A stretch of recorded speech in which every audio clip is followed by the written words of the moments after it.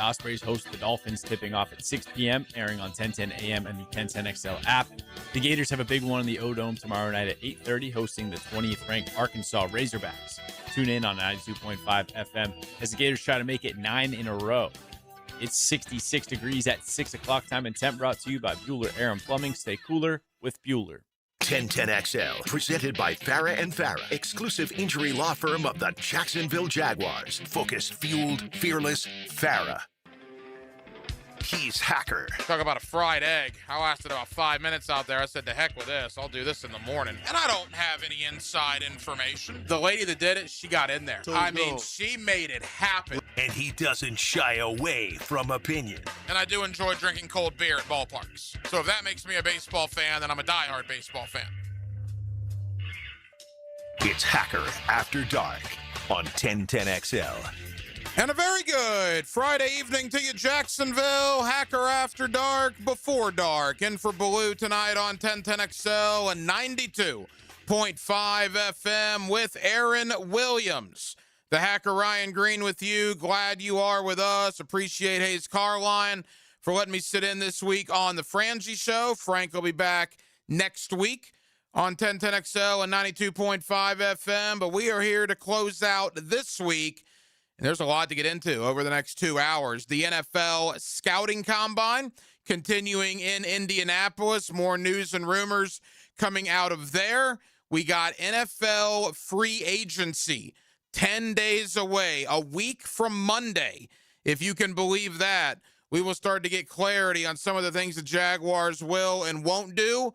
Speaking of that, the NFL salary cap has been set at $301 million. Which from a Jaguar perspective means as of right now, as we're talking, it's 6:01 Eastern Standard Time on Friday evening, February the 27th, the Jaguars are almost $16 million over the cap, which means James Gladstone, the Jaguar general manager, is going to have a fun week next week, restructuring contracts, perhaps releasing some players, maybe a trade or two, because they got to shave $16 million off before the league calendar kicks off on Wednesday, March the 11th. So we will do a ton on the Jaguars tonight, a ton on the Combine. Josh Edwards of CBSSports.com. He's been one of my draft guys for years. He's going to join us up in Indianapolis coming up here in about 15 minutes or so. And we will get the very latest of what's going on. Day 2 of on-field work. Today it's all about the secondary and the tight ends. Tomorrow is the glory, right? The quarterbacks, the running backs, the wide receivers. And then Sunday they'll end with the big uglies, or as my buddy Leon Searcy refers to them, the big sexies. All the offensive linemen, the tackles, the guards, and the centers will have their on-field work on Sunday to close out the 2026 Scouting Combine. And we will do some talk about college basketball, particularly Florida and Arkansas tomorrow night in Gainesville. 8:30 tip. You'll hear it right here with Sean Kelly on the call on the Gator Radio Network here on 1010XL. The best two teams in the SEC. Combined conference records of 24-6. The Gators come in at 13-2 in the conference. Arkansas comes in at 11-4 in the conference, one of the marquee games in the country. And we will talk Gator hoops and a little bracketology at the top of the 7 o'clock hour.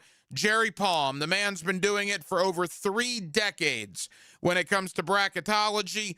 We'll talk about where Florida stands right now. Are they a lock for Tampa on opening weekend of the NCAA tournament? Is there any way Florida potentially gets to the 1 line? Can Florida get a 1 seed if everything plays in their favor over the next 2 weeks? We'll talk to Jerry Palm about all that, because keep in mind, Selection Sunday is 2 weeks from this Sunday. And in fact, the NCAA tournament will be underway in less than 3 weeks' time. So there is a ton to get into with you. We're here till 8 o'clock. And as always, Jacksonville, we are glad you are spending part of your Friday evening with us. Every night on Hacker After Dark, we do kick it off with a big deal of the night. And Aaron Williams Let's do that right now. Time now for the big deal of the night What's the big deal? What is the big deal? No, because it is a big deal. on Hacker After Dark. So here we sit, 10 days away from NFL free agency. You can begin negotiations legally on Monday, March the 9th. Contracts can be agreed to. They cannot be officially signed until the league calendar begins at 4 o'clock Eastern on Wednesday, March the 11th. But whether you want to talk about legal tampering or whether you want to talk about the new league calendar starting, we are inside of 2 weeks away from all of that activity. And look, as the Jaguars season ended on January the 11th, and a couple of weeks went by to where the initial shock wore off of the Jaguars losing to Buffalo, and we started to turn the page to 2026, well, the first order of business is always free agency. Well, I guess after Anthony Campanile and Grant Udinski both said they're coming back, which was huge, then player personnel-wise, it all turns to free agency. If I had a quarter, based on how many times I've mentioned the names Devin Lloyd and Travis Etienne over the last 47 days since the Jaguars season ended, I would have a lot of quarters, is what I would have. I'd have enough quarters to have quite the time out on the town here in Jacksonville on a Friday night. I don't think there's been one Hacker After Dark that's gone by since January the 11th where I didn't mention at some point Devin Lloyd or Travis Etienne. And the reason for that, of course, is Devin Lloyd and Travis Etienne are the two biggest free agents to be here in Jacksonville. Now, the thought was originally, well, could they franchise either guy? But when you realize that the linebacker franchise tag, because the NFL, for some reason, doesn't differentiate inside linebackers from edge linebackers. So when you think about Micah Parsons and TJ Watt and all these guys, well, their contract numbers completely inflate what you would have to give a guy like Devin Lloyd. If you put the franchise tag on Devin Lloyd, that would be over $26 million. That's not happening. No way, no how. So you're not going to franchise Devin Lloyd. And when it comes to Travis Etienne, you're looking at about a $14 million number for the franchise tag there. Odds are that's not going to happen either. So once we figured out that Etienne and Lloyd were going to hit free agency, well, then the question was, all right, if you could only keep one between Devin Lloyd and Travis Etienne, who would you keep? Because I think most of us, myself included, thought, well, yeah, the Jaguars don't have a lot of cap room, but they'll finagle things. They'll work with the language on certain contracts. They'll restructure this and restructure that to be able to find money to keep one of them, right? Either Travis Etienne or Devin Lloyd. So we've gone through this whole process over the last 47 days. Are we going to keep them? Are we going to tag them? If you could only keep one of them, who are you going to keep? That's where we've gone. Well, I'm here to tell you tonight, 10 days prior to free agency, that I've moved on to step number 4. And I'm almost, guys, at the grieving stage, because I don't think either guy is going to be back in Jacksonville in 2026. As it stands right now, could it change next week? Perhaps. I don't think it will, but I guess perhaps it could. But as it stands right now, I would be surprised, dare I say borderline shocked, if either Devin Lloyd or Travis Etienne was a Jacksonville Jaguar in 2026. The bottom line is the Jaguars don't have a lot of money to spend. In fact, as we mentioned, they're currently over the cap. There are teams with a lot of money to spend, and there are teams with a lot of money to spend that have needs at linebacker. And Devin Lloyd is probably the best linebacker available in what is a down free agent market. Devin Lloyd is going to get paid in 10 days. And I don't think it's going to be here in Jacksonville. With Travis Etienne, pretty similar. ETN's 27 years old. He's already been in the league 5 years. We all know that usually at the age of 29 or 30 is kind of the running back wall, right? If you're ETN, this is your first opportunity at free agency, maybe your last opportunity to make big money. At 27 years of age, how many more big contracts is Travis Etienne going to get? And with Javonte Williams already re-signing with Dallas, there is a thought that Breece Hall is going to get either franchise tagged or transition tagged in New York with the Jets. Most people believe Seattle and Kenneth Walker will find a way to keep him with the world champions. And if that happens, if Hall is tagged and Walker re-signs, well, then Travis Etienne, by far and away, by leaps and bounds, is the best running back available in free agency. And someone will pay Travis Etienne if he is the best running back available in free agency. So not to damper your spirits going into the weekend, but I like to deal in reality. I don't want to give you false hope. But again, as we sit here on February the 27th, I would be pretty surprised if either ETN or Devin Lloyd were back with the Jaguars. And after we accept that, as long as you're choosing to accept that, or whenever you do choose to accept that, then the question will turn to, all right, well, what do you do to replace those guys? Are the answers currently on the roster? Well, at running back, you got Bashal Tutin, who showed promise last year. You got LaQuint Allen Jr., who showed promise last year. You re-signed DJ Dallas, but I think that's more of a special teams situation. To me, you're going to have to add to the running back room. Now, does that mean drafting a guy in round 2 or round 3? Perhaps. Or does that mean maybe spending some of your available money, when you do have it, in free agency at the running back position, just bringing in somebody that will not cost as much as Travis Etienne? Conventional thinking there would be perhaps a Rachaad White from Tampa. Rachaad White, 27 years old, same age as Travis Etienne, had a successful 2024 season with Liam Cohen when Cohen was the offensive coordinator in Tampa.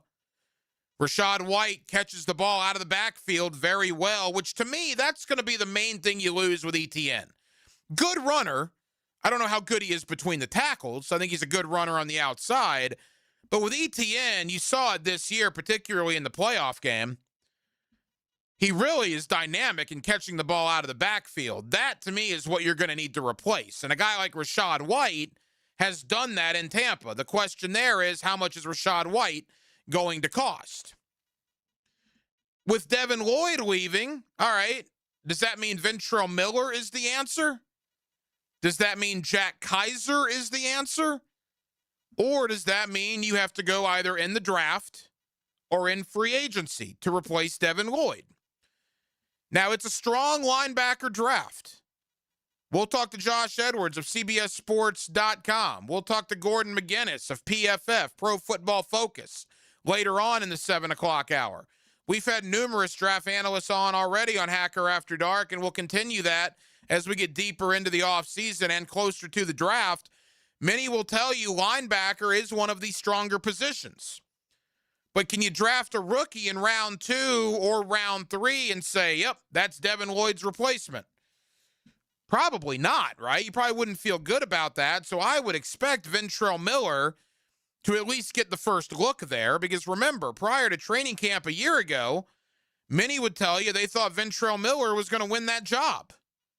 And then Devin Lloyd came in, had the training camp of his life, and went on to have the season of his life, and the rest is history.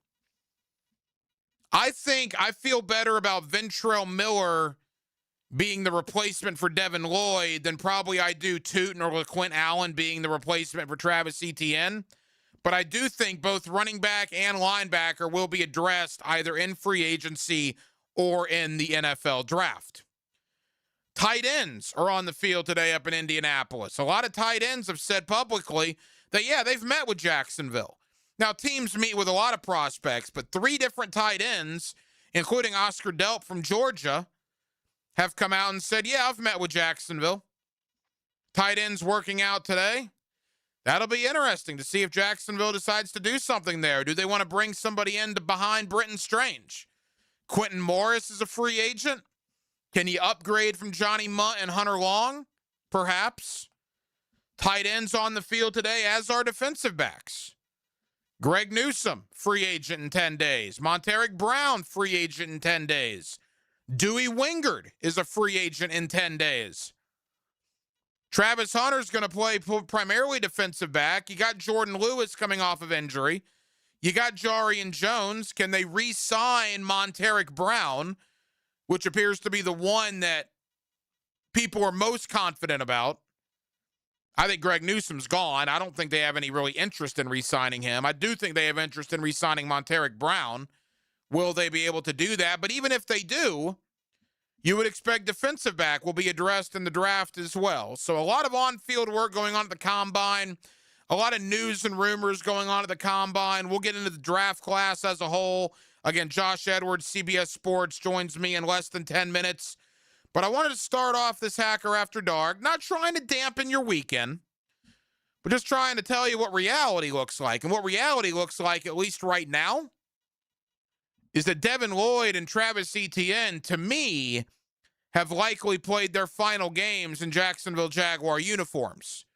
And the question now, and the question James Gladstone's going to have, is what do you do to replace arguably your best defensive player in 2025 and replace arguably your best offensive player in 2025? That's a tall order. One James Gladstone's going to have to figure out, it appears, sooner rather than later. Again, Gordon McGinnis, Pro Football Focus, later on in the 7 o'clock hour.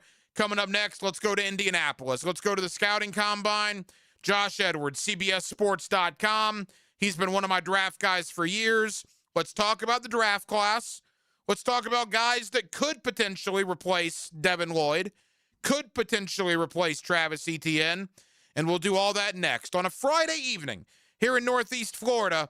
Jacksonville, we're glad you're with us. Heading into a big sports weekend. You got it right here. Hacker After Dark, in for Blue on 1010XL and 92.5 FM.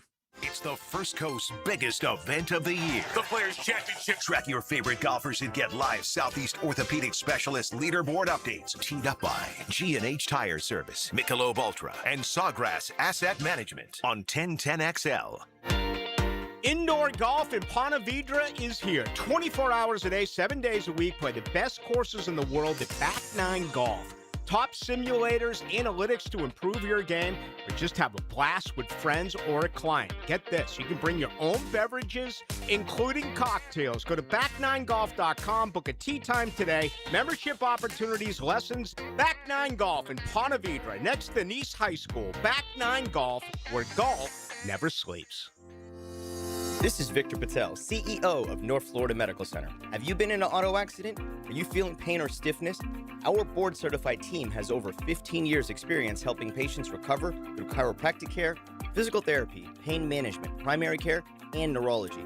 Even minor injuries can cause long-term problems if left untreated. Schedule your free consultation today at nfmcjax.com. North Florida Medical Center, bringing the care back to healthcare.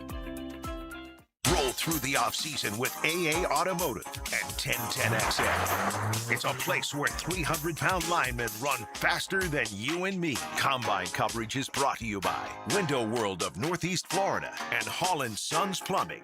The Jacksonville Icemen are in town for a pair of games this Saturday and Sunday. Saturday, it's Military Night, presented by the Nimnick family of dealerships, as we honor our military, and the Icemen wear special themed jerseys. Then, Sunday at 3, it's a Publix Family Fun Day. Take a shot on goal on the ice after the game. Tickets at Ticketmaster, JacksonvilleIcemen.com, or call 904-602-PUCK. Iceman hockey is #Sub-Zero. Leon Serza here, your lemon pepper guy. You know Wingstop always delivers. And I'm not talking about that cooked-to-order, hand-sauced and tossed chicken sandwich in your choice of 12 mouth-watering flavors. I'm not talking about the house-made ranch, so good nobody will blame you if you double dip. I'm talking about Wingstop that delivers straight to your door. And did you know they're open until 1 a.m.? So visit wingstop.com or use the app to get flavors delivered right to your door late night only at Wingstop. Can't stop. Wingstop. Northeast Florida's highest-rated residential home electrical contractor is American Electrical, providing unsurpassed quality. Duval, St. Johns, Clay, and Nassau counties. No matter your electrical problem or project, large or small, American Electrical will get it done at a price that's right. High-quality electrician, that's who they are. Trusted company that's been on the First Coast for decades, proudly serving the community while being a big part of the community. Call American Electrical for all your electric needs at 737-7770. Wired right at a fair price. Golf for a great cause. It's the UNF4 Scholarship Golf Classic, Friday, March 27th at Queens Harbor. Support the Swoop Impact Fund with a sponsorship or foursome. Contact jc.wegner@unf.edu. If your ride is making strange noises, don't wait and make it work. Come to Action Transmission on Merrill Road. My expert technicians can diagnose the problem and likely fix it fast. Experience the difference at Action Transmission on Merrill Road. 1010XL, presented by Farah and Farah, exclusive injury law firm of the Jacksonville Jaguars. Still, present, ready. Farah doesn't flinch. Here's another call on the 1010XL hotline, driven by Key Buick GMC, home of the lifetime powertrain warranty. Back here on 1010XL and 92.5 FM in the city of Jacksonville. We are glad you are with us. And just like that, the NFL offseason is in full swing. We are less than 2 weeks away from NFL free agency, and the scouting combine is going on up in Indianapolis. Let's head to Indianapolis. Josh Edwards, CBSSports.com, has been one of our NFL draft guys for years, and he's always kind enough to join us here on 1010XL. Josh, it's your time of year, man. How are you? Doing well. I actually just got to Indianapolis, going to go listen to some head coaches and general managers speak, but it won't be from the Jaguars, of course, since they will not be here in that capacity. So excited to get the draft process going, and we're just a couple of months away from the draft now. Yeah, I want to ask you about Cohen and Gladstone not going up there, but before we get to that, I haven't spoke to you since the season ended. Josh, just an overview. Your thoughts on year number one for Cohen and Gladstone. On the surface, even though it ended pretty abruptly and disappointingly, quite frankly, it looks like an overwhelming success in year one. What was your takeaway? Yeah, I mean, it did end in a little bit of disappointment, but I think if you take the context of it, going back to this past April, I mean, that was a team that was in position to be in the top 10. Because they had the record to justify it. So the fact that they were able to make it as far as they did, I think is a hat tip to the coaching staff, the roster they built, the culture that they were able to build in such a short time. And I think what's really encouraging, yes, Liam Cohen has this offensive background, and we saw Trevor Lawrence have a little bit more confidence in that offense. They brought in a couple of pieces that were contributors to the team, so you've got those guys moving forward. You were able to elevate Parker Washington, but I thought the defense, took some strides too. So, that's encouraging for a guy that is an offensive-minded head coach, for his defense to be taking it up another level too. So that was really encouraging to see in year one. You mentioned the defense. Obviously, Anthony Campanile led that defense. Grant Udinski as the offensive coordinator. Josh, both guys got looks at head coaching positions. Campanile was a finalist in Arizona. It appears Udinski was a finalist in Cleveland, was also in the conversation in Buffalo. Ultimately, both guys will return in 2026. How big is that for Liam Cohen heading into year number two?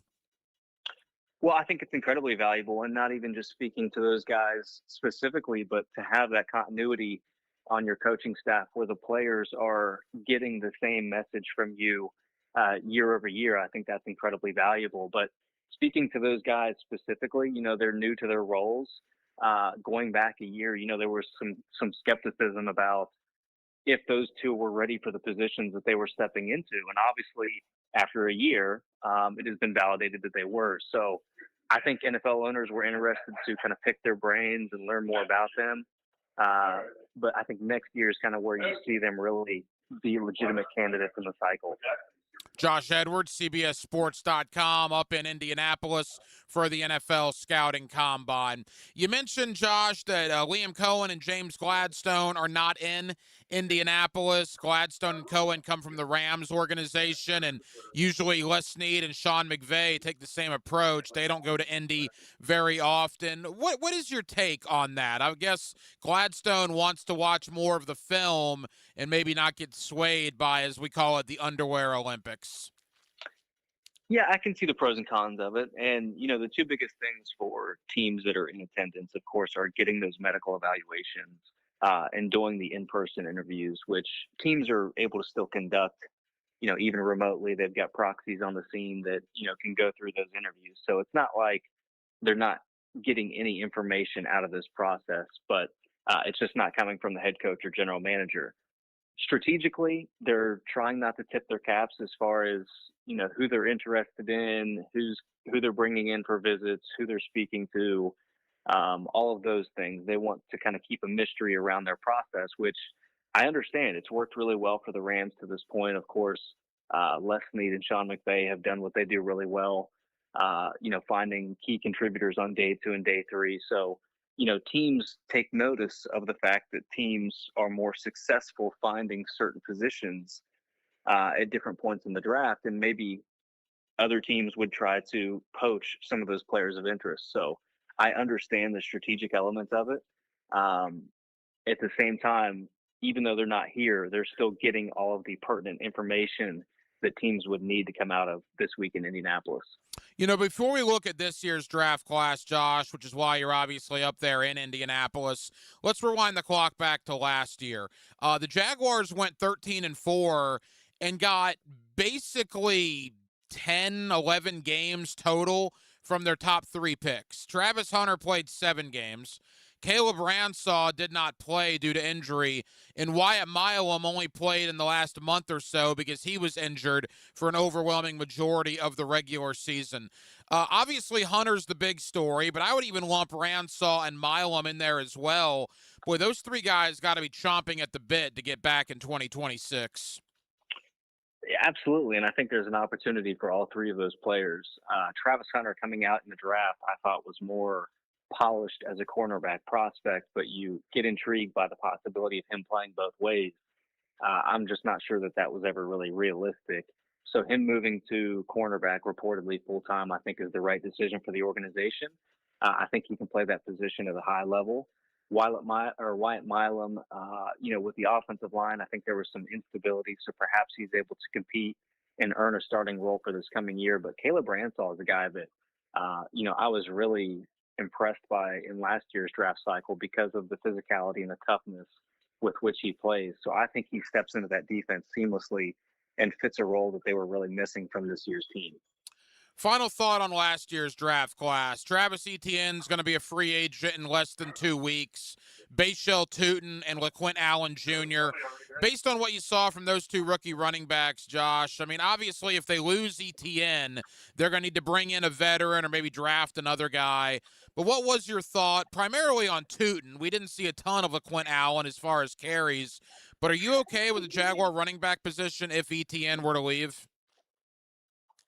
In its current state, I think it would be fine. I do think that they will add competition to the running back position simply because we just did not see an extended amount of reps from those 2 players this past year.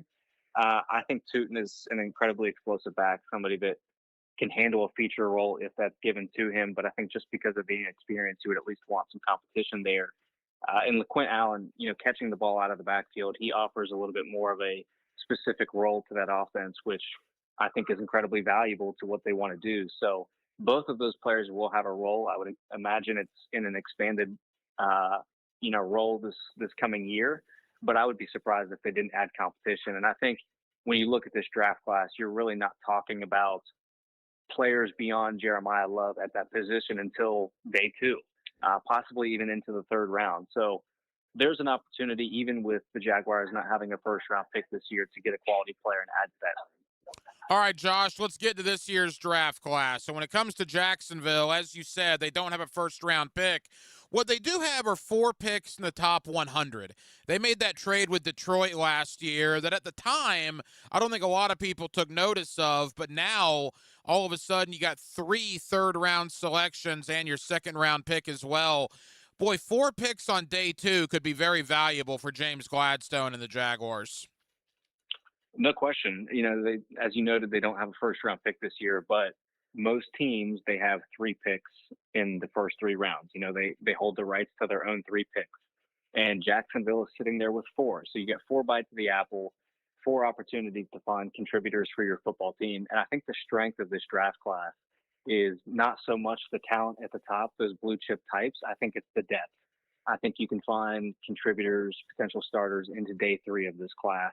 At a variety of positions. Wide receiver specifically, I think, is one that is going to stand out really well this week in Indianapolis. I think fans are really going to see the amount of talent and opportunities to fill out your roster at those positions with a variety of skill sets.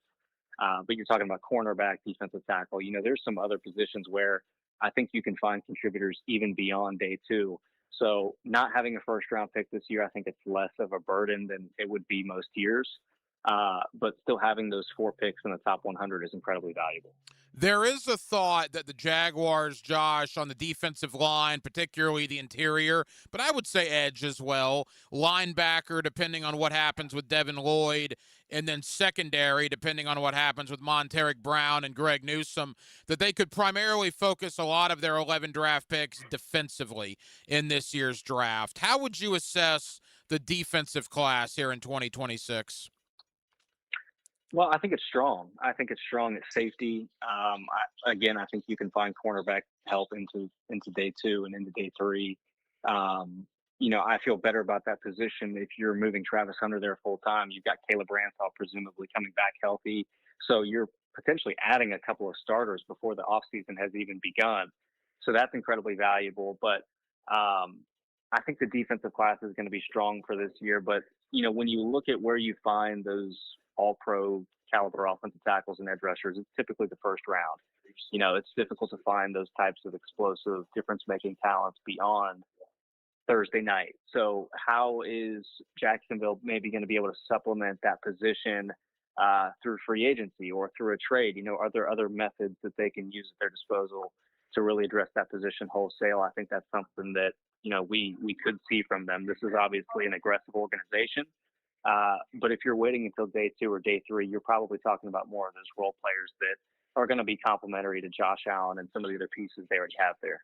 Final moments, Josh Edwards, CBSSports.com, who's up in Indianapolis at the NFL Scouting Combine.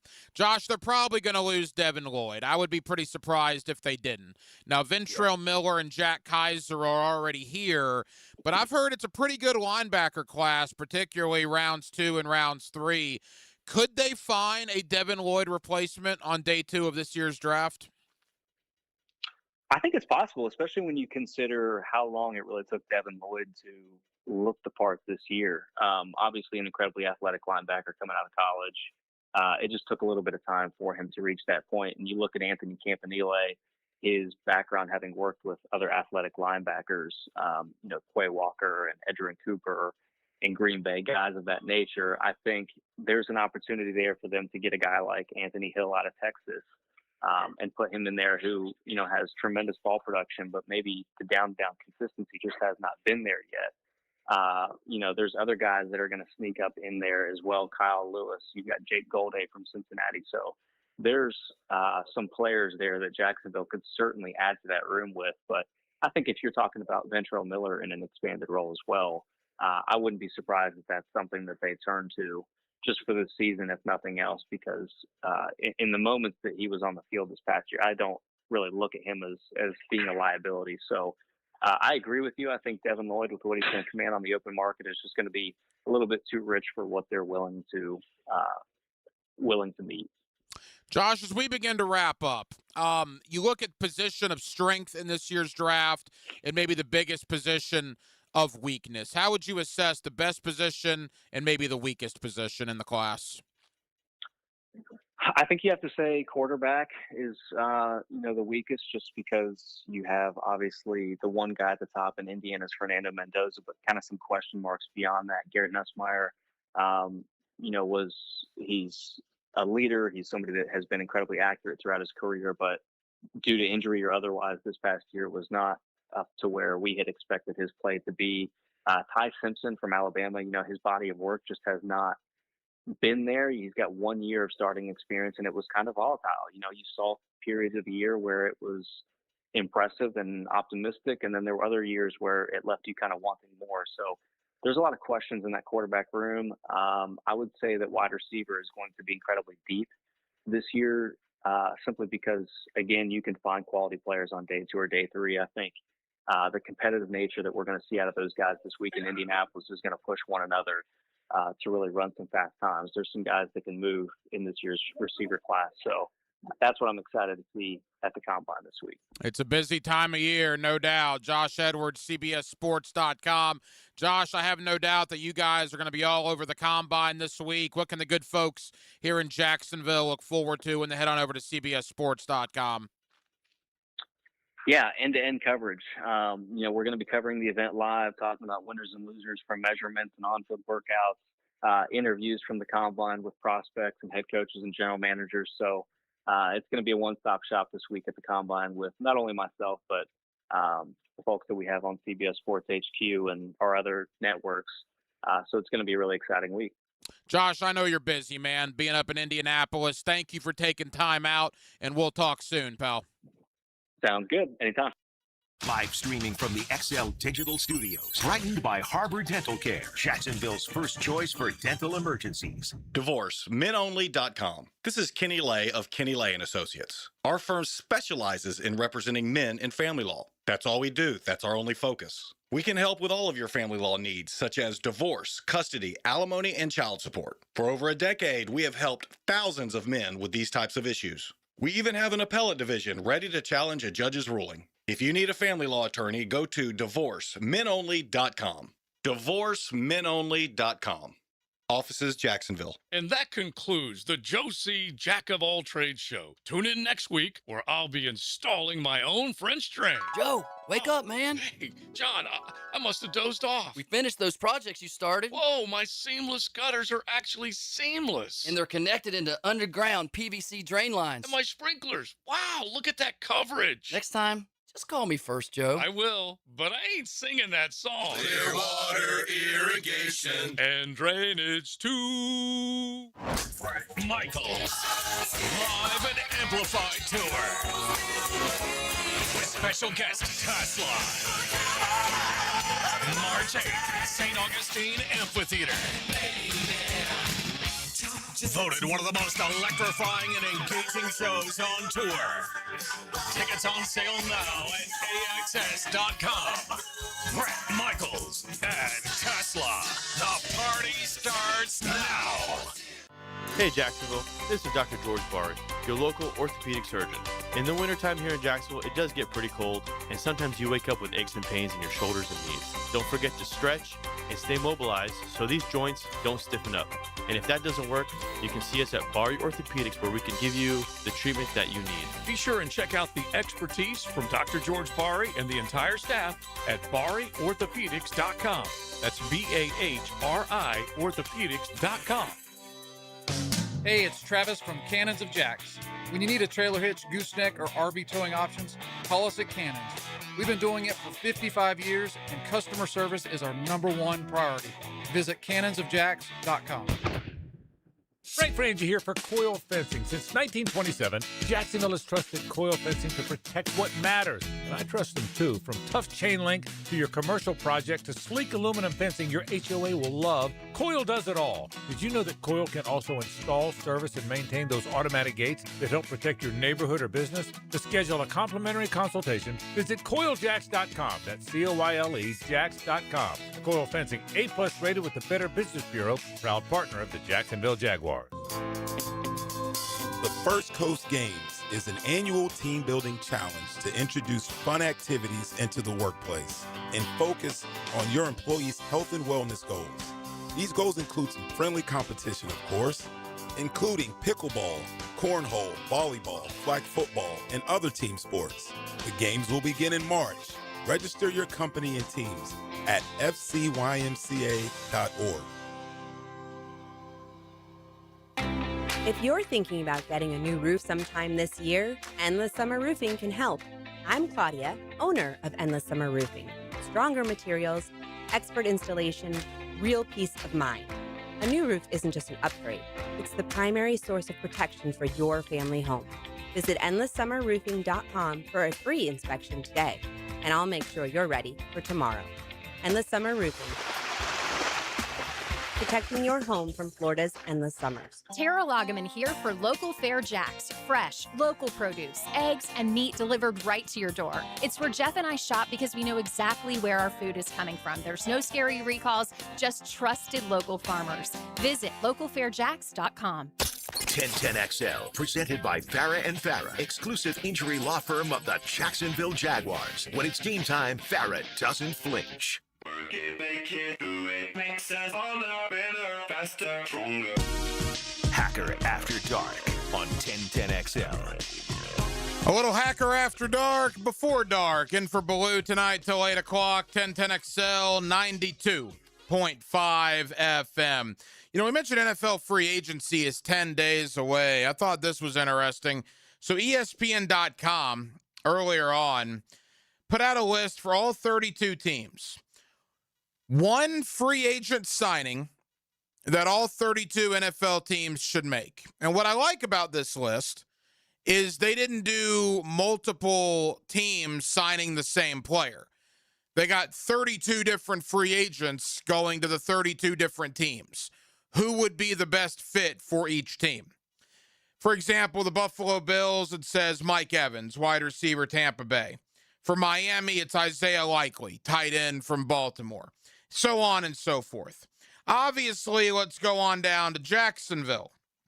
And I'll read you what they say. Now, again, the Jaguars don't have a lot of money to spend. In fact, they have zero money to spend. They're $16 million over the cap as I'm talking to you right now. That will have to get remedied most likely next week, leading into Monday, March the 9th, when you can begin negotiating with free agents. But what ESPN.com says, if the Jaguars were to sign a free agent this offseason, the best fit would be a defensive back from the world champion Seattle Seahawks. Riq Woolen.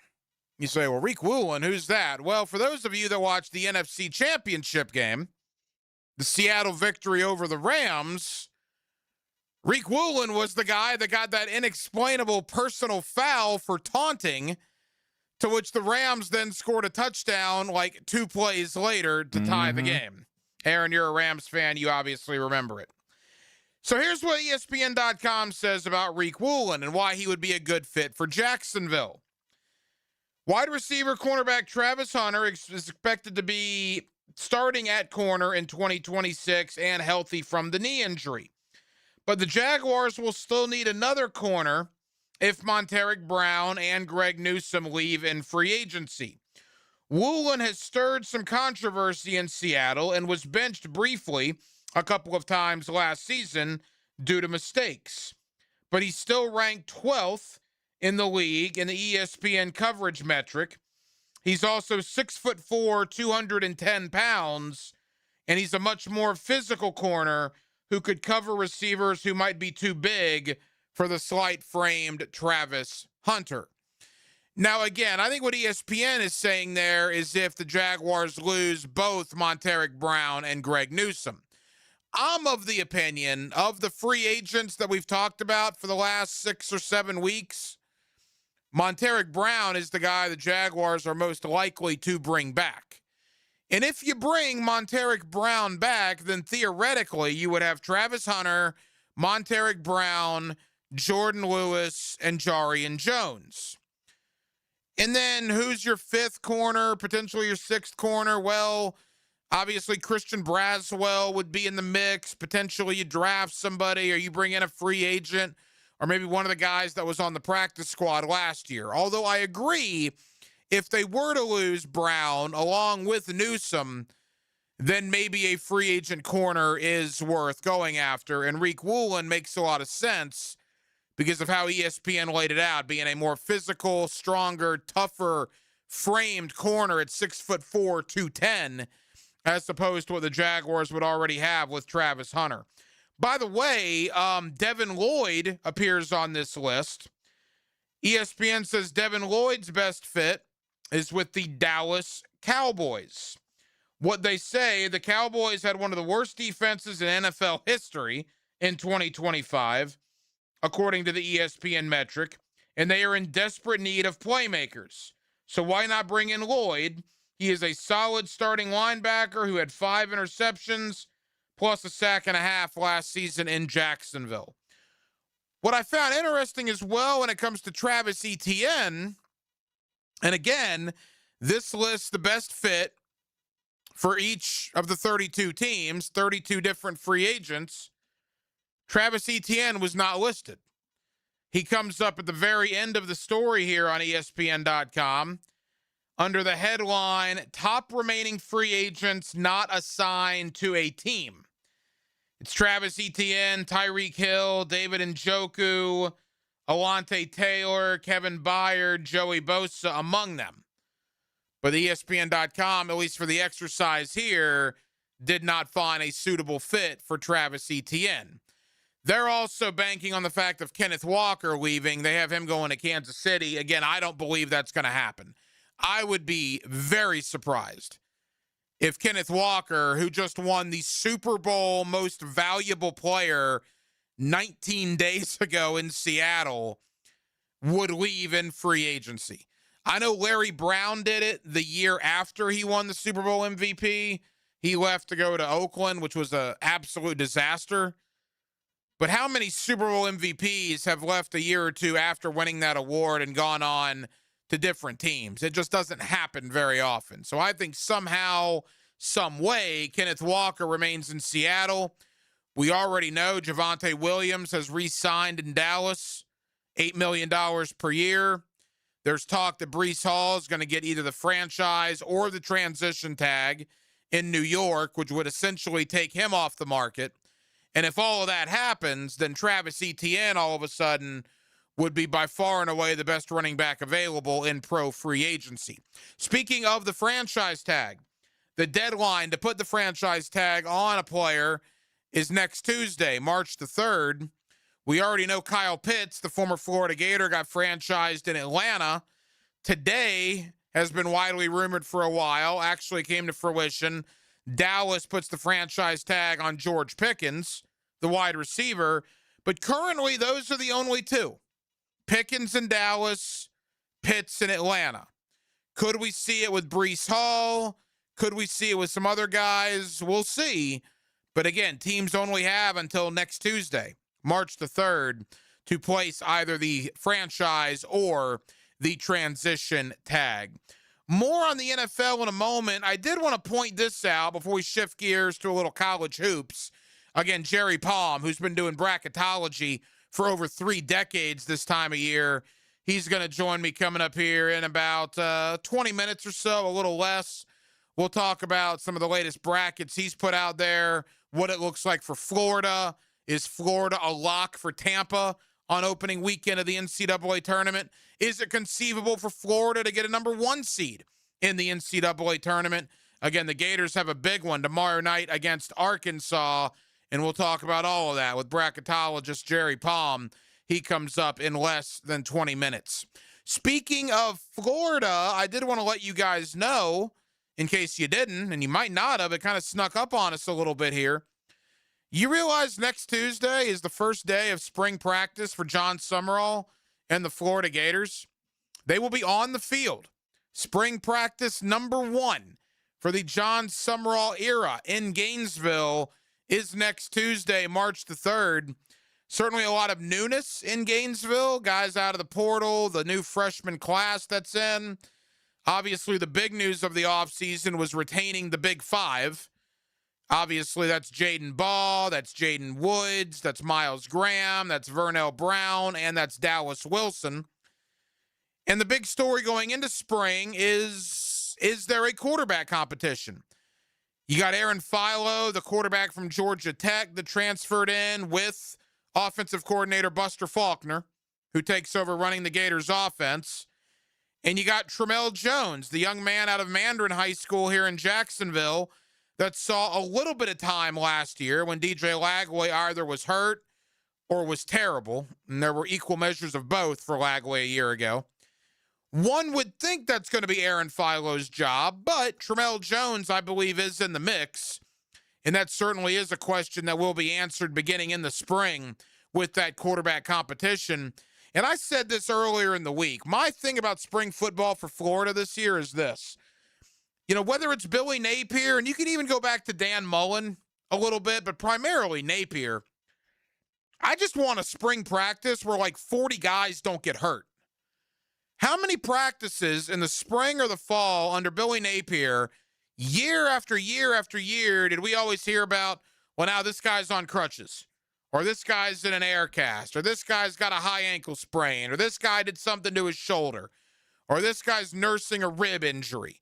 I mean, it was nauseating, man. The Gators could not stay healthy to save their life under Billy Napier. Now, was that old-fashioned bad luck? Or was that Billy Napier and his staff just not taking care of the players in practice? I don't know. I know there were far too many guys nursing far too many injuries in Gainesville during Billy Napier's tenure. The injury reports last year were a joke. When the injury reports came out on the unavailable list, it was 10 or 15 deep for key conference games where the Gator opponent might have 2 or 3 guys that were unavailable. At a certain point, enough's enough of that. So that's what I want out of the spring. Give me a nice quarterback competition, sure. But just for crying out loud, man, keep guys healthy. And we'll see what happens. Again, John Summerall kicks off Gator Spring Football, year number 1. They're on the field for their first practice next Tuesday, March the 3rd. Speaking of Gator athletics, they got a big one tomorrow night against Arkansas. We'll talk a little Gator hoops. We'll look around the world of college basketball as well. And again, we'll do a little bracketology with Jerry Palm in less than 15 minutes. On a Friday night here in the city of Jacksonville, we're with you till 8 o'clock, Jacksonville. We're glad you're with us right here on Hacker After Dark. Catch Gators basketball on 1010XL. The smoking hot 7th-ranked Gators get the top 20 Razorbacks at the O-Dome Saturday night at 8 on 1010XL. At Hollis Pools, building a pool is personal. We sit down with you, listen to your vision, and bring your backyard dreams to life right here in Northeast Florida. Working with us doesn't feel like working with a contractor. It feels like working with family. Every Hollis Pools project supports Project Savior Outdoors, helping bring hope to our veterans. Visit HollisPools.com. Hollis Pools, your vision, your pool, your escape. License number CPC 1461233. Baloo here for Smunez Vision. Why Smunez Vision? Well, I've been with Dr. Neil Smunez now since I got back to Jacksonville in 2006. 37 years of experience he has. Smunez Vision is a family organization that focuses on personal high-quality medical and surgical eye care. Dr. Catherine Smunez is fellowship trained in cornea and cataract surgery and all refractive surgery. Combined, that's 30 years plus in laser eye surgery. Visit SmunezVision.com today. Here you can see. Life happens every day, and sometimes it gets in the way. That's why 1010XL makes it easy to listen to your favorites. If you missed it, get it on demand. At 1010XL.com. Channeled by Duck Rooter Plumbing, Septic and Air Conditioning. Something new is swinging into town, and you're invited. Pine Royale Golf is celebrating its grand opening, February 27th from 11 to 3. Come tour the property, enjoy free limited play on the Trackman driving range, plus giveaways, contests, and free snacks. Dress in your best funky golf style for photos and prizes. Take a shot at the $500 hole-in-one challenge. It's golf, games, and good vibes. Search Pine Royale Callahan to learn more. I'm with Greg from Cycles of Jacksonville, and you got some really cool events coming up in your showroom on Atlantic near Regency. We've got some exciting things. All new Euro motorcycle, fresh out of the box. I've never seen it. Some demo days. We got Sully here to give us the detail. Yes, so March 12th from 10 a.m. to 4 p.m. we have a Euro demo day. Come out, test ride, and see if this is your next bike you're going to get. Very exciting stuff. All new Euro. You're going to want to see this. Everybody loves sidecars. Want more details? Check out Cycles of Jacksonville on Facebook and their Instagram page. March. The road to March runs through Jacksonville. The 2026 Atlantic Sun Conference men's and women's basketball tournament is coming to VyStar Veterans Memorial Arena. Catch all 24 Division I basketball programs in action March 3rd through 9th. Reserve your seat today at asunsports.org/tickets. Jacksonville is the destination for ASUN basketball. Get your tickets to the 2026 Atlantic Sun Conference men's and women's basketball tournament today. asunsports.org/tickets. Hey Jacksonville, Don here, the big cheese at Taco Lou. Well, everyone knows my wife Debbie is the real cheese at the Lou. We just do what we're told. We aren't a sports bar at all, but we have the best selection of the finest tequilas that Mexico has to offer, and that makes any basketball game more fun to watch. So come into Taco Lou in Jacksonville Beach, where we love sports and we love tacos with our tequila. If you're looking for a crew to help with your fiestas at home or work, Taco Lou caters, bringing the tacos to you. Taco Lou in Jacks Beach, where tacos and sports go hand in hand. Staying active no matter your age is key to living life at its fullest. Rebound Rehabilitation wants you to know they can get you back up to speed and back in the game pain-free. Rebound Rehabilitation with a dozen locations across the First Coast with top-of-the-line therapists ready to assist you. Neck and back pain, hip, knee, or foot pain, they can help. Excellent patient care combined with the highest quality and rehabilitation services. Look for a Rebound Rehab location near you and get back in the game. ReboundRehab.com. Get your tickets for the Tom Coughlin J Fund Wine Tasting Gala. Join Super Bowl winning coach Tom Coughlin at VyStar Ballpark Thursday, March 5th and raise a glass to help local families tackling childhood cancer. Enjoy hundreds of wines from around the world and food from top local restaurants. Buy tickets and learn more at tcjfund.org/wine. tcjfund.org/wine. 1010XL, presented by Farah and Farah, exclusive injury law firm of the Jacksonville Jaguars. Focused, fueled, fearless, Farah.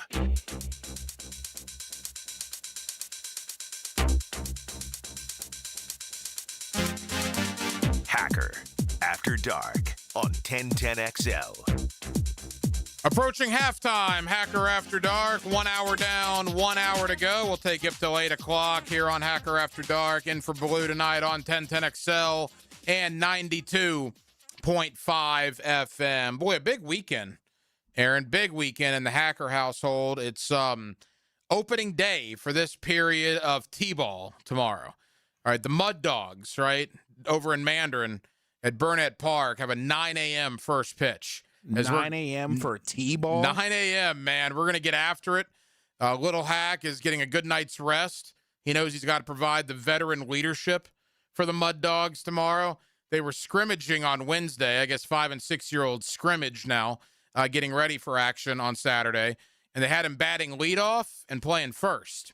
And for T-ball, playing first, that's a pretty important position. Right. So I've been working with him. I've been teaching him the ropes. Because obviously I'm such an accomplished ball player in my own right. You played T-ball in your day? Oh, I was an awesome T-ball player. It's the highest I went to in my baseball career was T-ball. But I could darn sure do T-ball about, 42 now? Yeah, about 35 years ago. So I'm taking the guidance and the tutelage that I got from Coach Pat 35 years ago, and I'm trying to instill it into Little Hack. But yeah, he's fired up, man. 9 a.m. tomorrow morning. And because he got a smiley face at school today, that's always the thing that determines if he's going to have a fun weekend or not. The teacher gives him either a smiley face or a sad face. And normally when he gets the sad faces, it's because the teacher says he talks too much. Now, I wonder where he got that from. I wouldn't know. Right? Wow. I have no idea why my son would be accused of talking too much. I do know that when that happens, and it's usually about once per week, I get the absolute death stare from my wife. Because she doesn't talk hardly at all. She's very quiet, and I do what I do on a daily basis. So I think it rubbed off on a Little Hack a little bit. But nevertheless, he got a smiley face today because he knows Fridays are good days to get smiley faces. So we're going to do T-ball. We're going to do a little lunch. And then I promised him something fun, like an arcade or something tomorrow. Because Florida doesn't even tip off till 8:30 tomorrow night. Right. So I can't be stewing around the house all day waiting for tip at the O'Connell Center. I got to do something with a Little Hack. So, yeah, it's going to be a Saturday afternoon or Saturday morning of T-ball, lunch, and a little arcade action. Should be a pretty fun day. Sounds good. I don't have Well, I have a gender reveal party that I'm going to for a you? friend of mine. No, not me. Oh, No, I'm about to no, say, wow, definitely not me. congratulations. Other than that, that's about all we'll be doing in the Williams household. I've never been to a gender reveal party. It's for Neither a have friend of yours. Yeah, we just kind of found out right out of the gate. We didn't do the whole gender reveal thing. I'm gonna be honest with you. I don't. The whole thing is bananas to me. Like, what's a gender reveal? So you have a gender reveal party, then you're gonna have a baby shower, and then you're gonna have it just doesn't make any sense. I live that life. Believe me, it didn't make a whole lot of sense to me either. But it is a big deal, no question about that. It's going to be a big deal tomorrow night in Gainesville between Florida and Arkansas. Again, Jerry Palm talking bracketology coming up in less than 10 minutes. Here's my thoughts on the game. I talked about this with Patrick Young earlier today on the Gator Bites podcast that you can check out on all the 1010XL social media channels. Two best teams in the SEC. Not breaking any news there, right? Look at the standings. Florida's 13-2. Arkansas is 11-4. People talk about the opportunity it is for Florida. I think it's a great opportunity for Arkansas. I mean, this year, what are we talking about in the SEC? We're talking about Florida. We're talking about Charles Bediako and the whole Alabama situation. Vanderbilt had their 15 minutes when they started 16-0. Tennessee's had a nice little run. We've talked a lot about them. And there's Arkansas just kind of doing their thing. But the best game they've played all year was that double overtime game they just lost a couple weeks ago to Alabama where Darius Acuff had 49 points. If I'm Arkansas, if I'm John Calipari tomorrow night on national TV in Gainesville, in the home of the defending national champion, that is a heck of an opportunity for Arkansas to make a pretty big statement heading into the NCAA tournament. And plus, Florida, even though they've only lost one time at home, and that was to Auburn, they've played better on the road. They've crushed people on the road, by and large, for the last month and a half. Crushed people. Whereas at home, you lost to Auburn. You had a sticky game against Kentucky. It hasn't been as dominating for the Gators in Gainesville as it has been outside of Gainesville. So there are some things to me that are lending in Arkansas's direction here. If you have not seen Darius Acuff play, the guy is unbelievable. Not only is he averaging for Arkansas 22 points a game, he's also averaging 6 assists per game. So he's scoring the basketball and he's getting his teammates involved as well. From a Gator perspective, I wonder a couple of things. Thomas Houck is coming off his worst game. 5 points, no rebounds, and fouling out in that win over Texas. You would expect Thomas Houck to have a really nice rebound game tomorrow. Ruben Chinyelu, kind of the same thing. The Gators won in Texas without really big contributions at all from Houck or Chinyelu. That's because Condon played out of his mind and the backcourt played out of their mind. If the Florida backcourt, if Boogie Flan, Xavier Lee, Urban Clavsar, and Isaiah Brown, if they continue to play moving forward like they did against Texas on Wednesday, Florida will win the national championship. I don't believe Florida's backcourt will continue to play that well, but if they do, they're going to win the national title because they already have the best front court in America, and those 4 guards were borderline spectacular against Texas. I also find it interesting to see what we're going to get out of Boogie Flan tomorrow. Keep in mind, Boogie Flan was an Arkansas Razorback last year. The last time Florida and Arkansas played in the regular season a year ago in Fayetteville, Boogie Flan was playing for Arkansas and, in fact, scored 15 points against the Gators. So how will he do playing against his former coach and his former team? I think it's going to be a terrific game. College Game Day will be there tomorrow. It'll be a great atmosphere. You got to wait all day, right? It's an 8:30 tip. You can watch it on ESPN. You can, of course, listen to it here on 1010XL. Sean Kelly and the Gator Radio Network on the call. I like Florida to win, but I think it's going to be a dog fight. I think this is going to be one of those situations, 90 seconds to go. You're going to be biting your nails a little bit. It could go either way. I'm looking forward to it. It is appointment viewing for me. Hopefully it's appointment listening for you here on 1010XL and 92.5 FM. And we'll talk more about it coming up with Jerry Palm. Jerry Palm has done bracketology for over 30 years. The man, this is what he does this time of year. We've had Jerry on 4 years. Let's talk about the Gators. Let's talk about the Southeastern Conference. Let's talk about some brackets that Jerry Palm has recently put out. And let's talk about Florida as far as a couple of things. Have they already cemented their spot in Tampa? Remember, Tampa is one of the host sites for the round of 64 and the round of 32. That would give Florida an incredible home crowd advantage in the opening weekend of the NCAA tournament.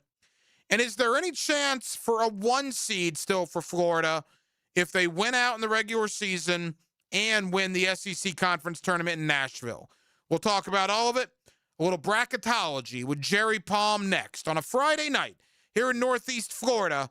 We're glad you're with us right here on Hacker After Dark. The home of the home team you grew up with. Well, Fred Taylor is the whole package. Fred Taylor, every time he touches it, he's a candidate to go the distance. Jaguars pride forever. 1010XL. In the game of vehicle performance and reliability, Atlantic Infinity is always the top pick.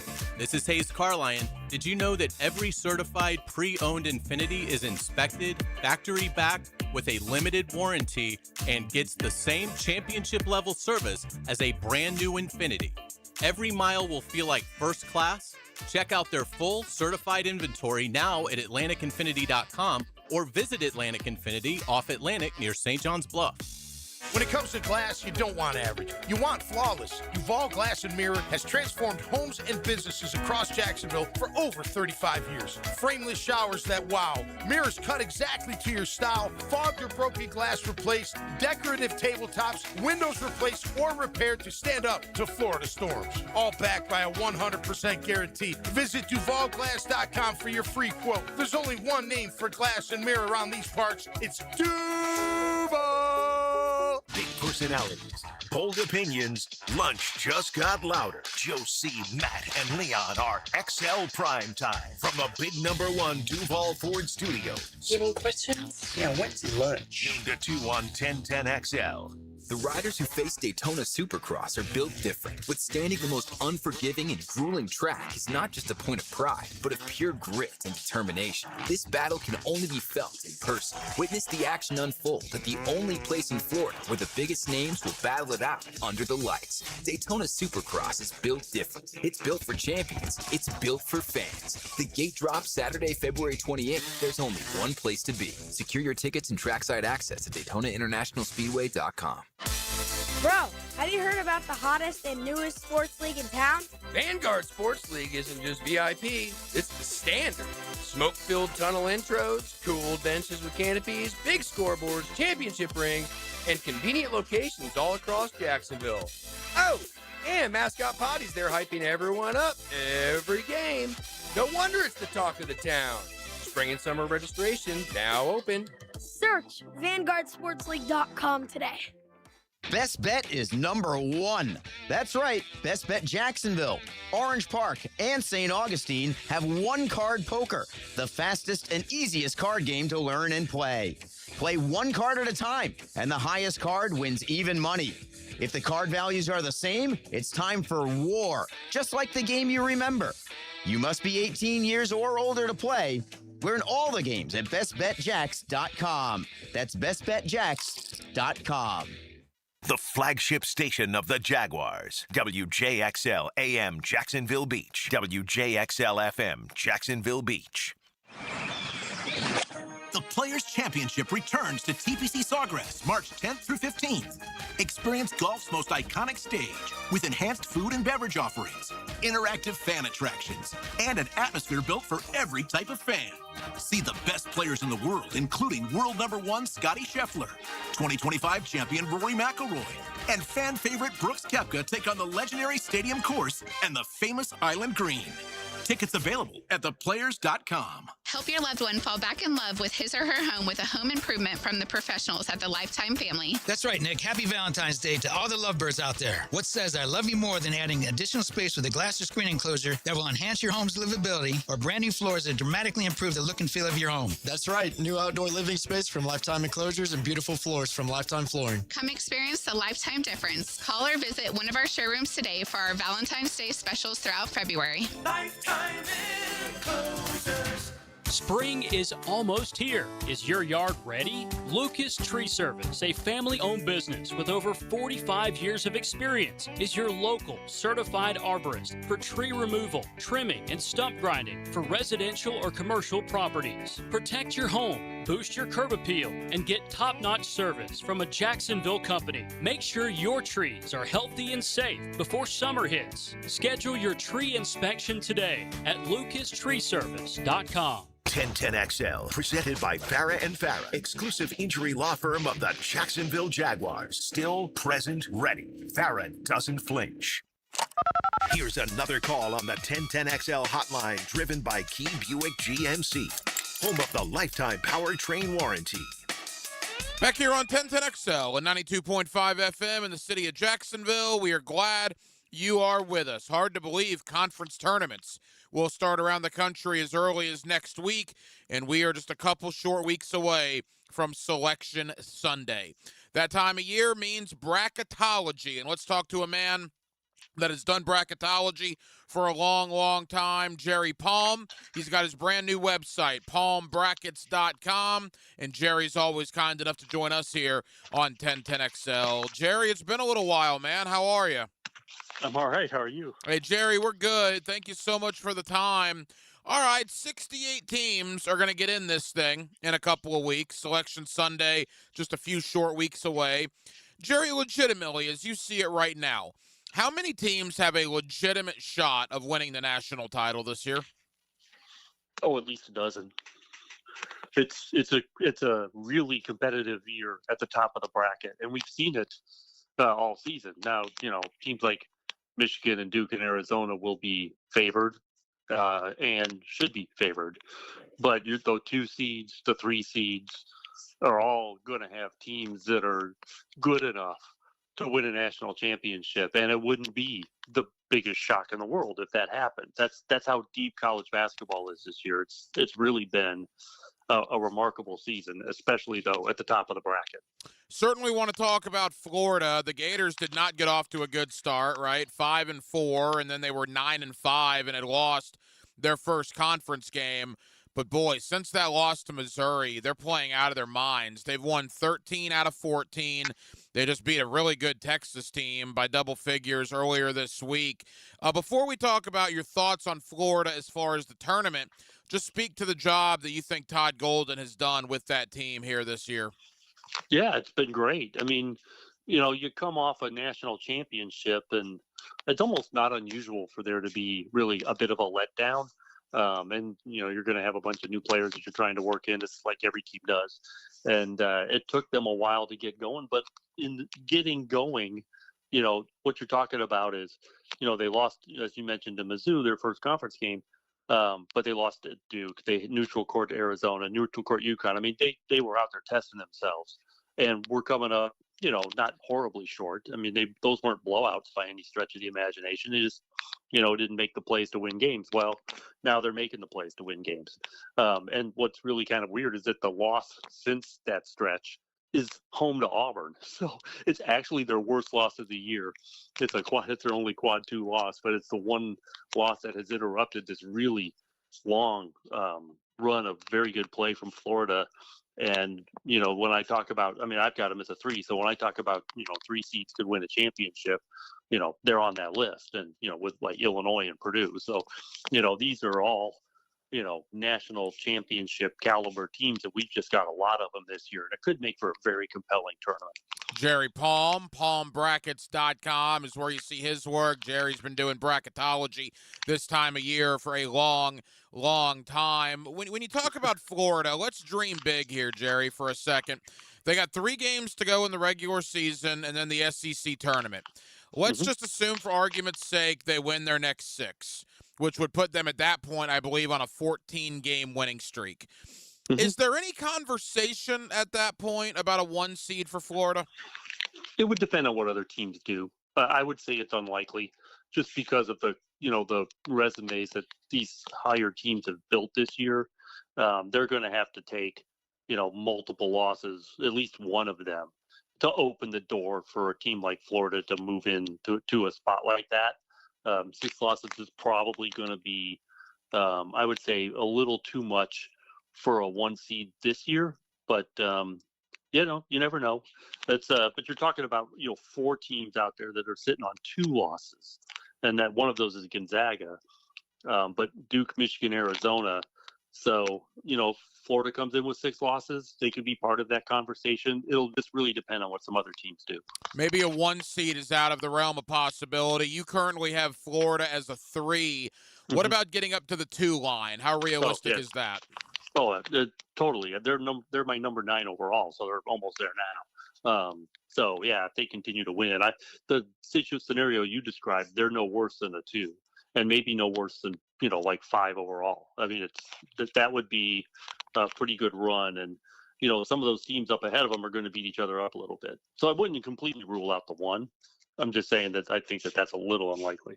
I want to get into some bracketology lingo, some words we hear this time of year with you in a moment. But as far as Florida, again, Tampa is a host for the round of 64 and the round of 32. I mean, at this point, Jerry, isn't Florida almost a lock for Tampa? Well, unless they go into another skid. But yeah, if they win the league, definitely going to Tampa. If they don't win the league, might still be in Tampa. Yeah. And the NCAA, I will give them credit for that. They do a good job. If you're normally a top 4 seed in any of the regions, isn't that the criteria where they'll try to put you as close to home as they can? Yes. So, in fact, the way they do it, the number 1 overall seed gets to choose where they want to be. So they get to choose their regional and their sub-regional. And then after that, they go in order, 2, 3, 4, all the way through 16 to put teams as close as possible to home based on what's left by the time they get to you. So, yeah, the number 5, Florida would be the closest team to Tampa of any of those teams. So they would go to Tampa for sure. And then, the regional is a little different because the 4th team on each line is going to get what's ever left because there's 4 regionals. But with 16, or 8 sub-regional sites, you have the top 16 teams have a pretty good chance of playing close to home, at least to start the tournament.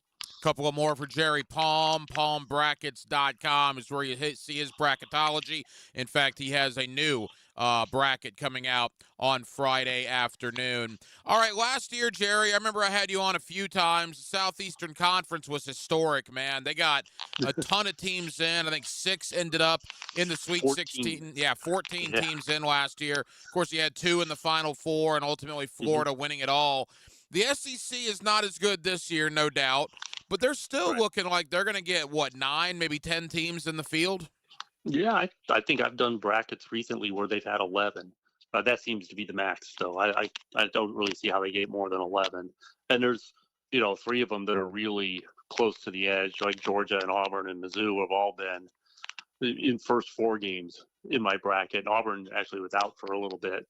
So Auburn's problem is their strength of schedule. Alabama, by the way, the number 1 schedule, number 2 schedule this year. Auburn is number 1.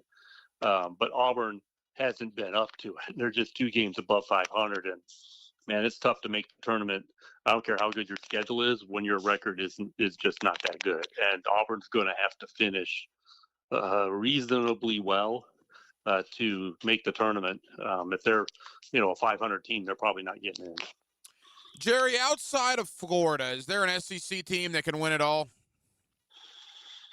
I wouldn't put it past Alabama. I would say that that's probably the team that I find most intriguing. My problem with Alabama is they don't seem to enjoy defense very much, and they've got an offense that's good enough to win a lot of games, even though they don't enjoy defense. But if they ever lock down their defense, at all, Alabama would be a dark horse for a deep run in this tournament. We know Florida's a lock. We know Florida State is not getting in. The other 2 local teams here, you briefly mentioned Georgia. How do you think it plays out with the Dogs? And can Miami make any noise in the tournament, in your opinion? Yeah, maybe they can win a game or 2. It's going to be hard to penetrate the wall at the top of this bracket, the wall of really high-quality teams. Miami, their best win is at NC State and the home North Carolina win. Those are the only tournament teams they've beaten. I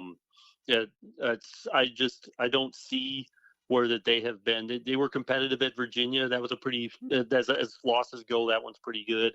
I would be surprised if Miami got. I wouldn't be surprised they'd be surprised if they got to a Sweet 16. I think it would take an upset for them to get to the Sweet 16.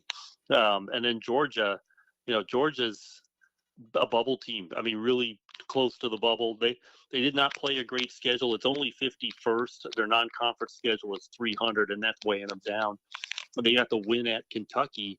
Was it just last week, or maybe 2 weeks ago now? And that's they beat Arkansas, but they played a lot of games against really good teams. But that Kentucky win and maybe Arkansas are the only ones that really stand out. And I don't. They're going to be sweating Selection Sunday. Final moments, Jerry Palm, palmbrackets.com. Jerry's been doing bracketology for a long time this time of year. All right, bracketology lingo. This time of year, Jerry, we hear quad one. It's all about quad one wins, and it's been that way for a few years now, certainly. Yeah. For the people that don't know what they're talking about, what is a quad one win? Yeah, so the quadrants, based on the rankings of your opponents. So if you beat a team in the top 25 of the net, current top 25 of the net, that is considered quad one win. So it's always the current ranking of your opponents. So teams can move in and out. If you play a neutral court game against a team in the top 50, or a road game against a team in the top 75, those are all quad one games. So the wins are obviously those games that you win against that group of teams. And there's quad 2, 3, and 4, and have similar divisions that are generally larger than quad one. But so it's just a way to categorize the quality of your opponents and the difficulty of your games for the committee in an easy way. But you hear those terms bandied about as if your quad one record is alone sufficient to get you in the tournament. And for bubble teams, they rarely have a quad one record that's sufficient to get in the tournament, or they'd be higher up. But yeah, the quadrants are just a way to categorize your opponents. Jerry, we'll hopefully have you back on when the brackets come out, but I know then you'll be certainly a busy person. So let me ask you, for people listening tonight here in Jacksonville, give me a mid-major or maybe a lower tier, Power 4, however you want to describe it, that you think may make some noise in the tournament. Ooh, yeah, and of course now this always depends on the draw, right? I think the team that I'm probably highest on that's outside the major conferences is, I'm going to say, Utah State. That they've done a really good job in the Mountain West this year. They're scuffling a little bit at the moment, as is St. Louis, which are two teams that have really played well. And I don't know if you remember the Indiana State story from a few years ago where they lost their conference championship game, and a lot of people thought they'd get an at-large bid, and they didn't. Well, those guys are at St. Louis now. So that team is trying to make another run. If they can straighten themselves out, I think those are the two among the non-majors that have the best chance to make a run. And the one that'll really be interesting if they get there is Miami of Ohio, because they're undefeated right now and haven't played. They've played one game. They have one quad two win over Akron. And that's the only game they've played that's not quad 3 or 4. They've got a strength of schedule around 350 out of 365. So they're not an at-large team, but if they get in, that's a team that might get into this tournament without having lost a game all year. They're going to be playing with confidence. And while they won't have seen an opponent, the quality of which they'll see in the NCAA tournament, I think that they could win a game or two depending on how seriously their opponents take them and whether or not they can step up to the rising competition. If you're a bubble team, do you need Miami of Ohio to win their conference tournament? No, because they're not an at-large team. The only games that matter to them right now, if they go whatever it is, 30-1, however many games they play, and lose that conference championship game, there's just no case for them as an at-large team. They didn't play anywhere near a good enough schedule to be considered. Wow, that would be insane, right? I mean, I understand what you're saying, but I mean, to think you could go 30-1 and not get in the NCAA tournament. Yeah, but look at who they played and consider how many teams would be 30 wins deep against that schedule. Yeah. It's by the way, there has only been in the 31 years I've done this one loss at large team, and that was the St. Joe's team that had like West and those guys. Jameer Nelson, yeah, Jameer Nelson was part of that team. Yeah, so they were undefeated in the regular season, but they had big non-conference wins. They played a good schedule. There was never a doubt that that was going to be an at-large team. Well, this is really kind of the first chance for that kind of thing to happen again.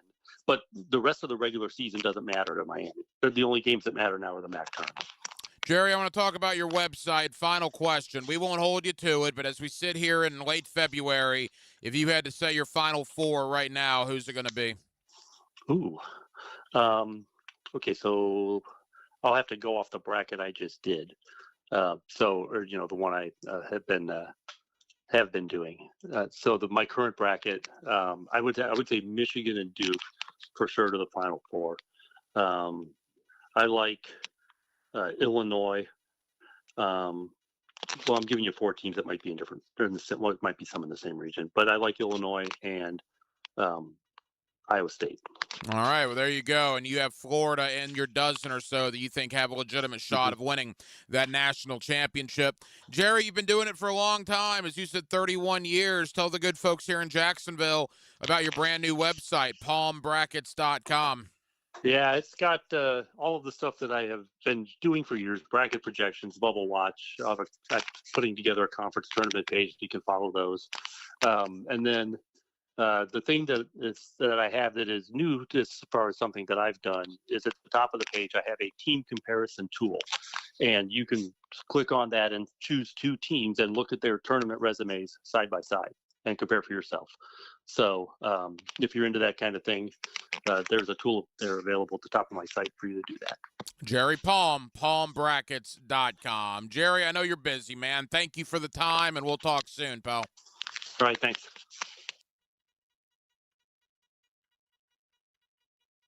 It's golf's biggest stage this side of the majors, and 1010XL has you inside the ropes. Get live Southeast Orthopedic Specialist leaderboard updates. Teed up by Surfside Pools, San Jose Collision, and Lucas Tree Service. Indoor golf in Ponte Vedra is here. 24 hours a day, 7 days a week. Play the best courses in the world at Back 9 Golf. Top simulators, analytics to improve your game, or just have a blast with friends or a client. Get this, you can bring your own beverages, including cocktails. Go to back9golf.com, book a tee time today. Membership opportunities, lessons, Back 9 Golf in Ponte Vedra, next to Nice High School. Back 9 Golf, where golf never sleeps. When you're hungry, go big, and more importantly, go to Dailies, where they got anything and everything to tantalize your taste buds and fill you up. At Dailies, our barbecue beef brisket sandwich is slow smoked to perfection, tender, juicy, and full of bold flavor. It's the kind of sandwich that truly satisfies. Try the barbecue brisket sandwich at Dailies. Meanwhile, some favorites never go out of style. The Duval sub at Dailies is stacked, loaded, and made with the bold flavor you want in every bite. Fresh ingredients, big taste. It's a local favorite. Grab the Duval sub today at Dailies. Or maybe you just want a delicious chicken sandwich.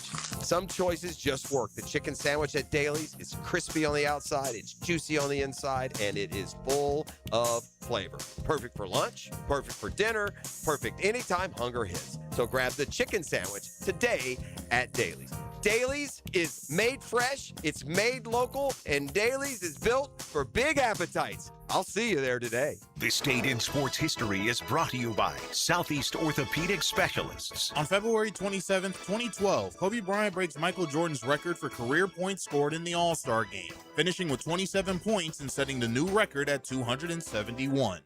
Bueller, stay cooler with Bueller. I'm starting to realize being a homeowner isn't all upside, Jason. I mean, it does give you a place to live. Yeah, but now suddenly I need to know the names of all the people I need to look after my house. Like who? Like if my air conditioner breaks in the middle of the heat wave, I need to know who I call to fix it. That's me. You know me. But what if my water heater dies or my toilet backs up? That would also be me. Bueller Air and Plumbing. Okay, fine, but what about my duct cleaning and my water filtration and my sewer drain? Where am I going to find all those guys if something goes wrong? I'm just a guy with a house and a dream and... This pair of sunglasses. Whoa. Bueller Air and Plumbing is the only name you need to know. Our club members even get 2 free visits a year, so you know we're there when you need us. Well, that's cool. Stay cooler with Bueller. Visit BuellerAir.com. The month for love is a perfect time to get your home organized. Hey, this is Lauren Brooks, and I love our closets from Closets by Design.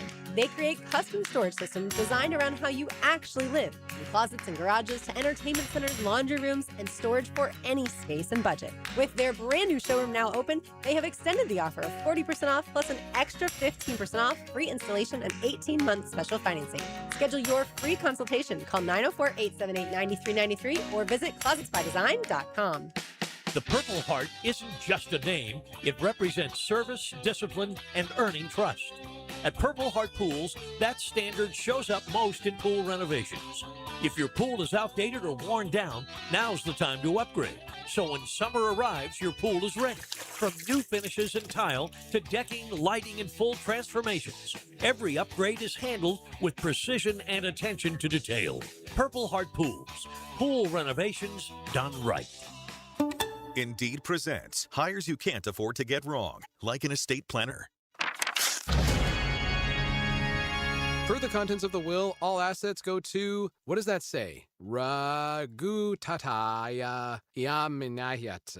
Oh, I don't know. I was in a weird place when I wrote this. This is a job for sponsored jobs. This is what happens when you don't sponsor your job on Indeed. Next time, get matched with quality candidates with Indeed sponsored jobs. Visit Indeed.com/hire now and sponsor your job today. 1010XL, presented by Farah and Farah, exclusive injury law firm of the Jacksonville Jaguars. When it's game time, Farah doesn't flinch.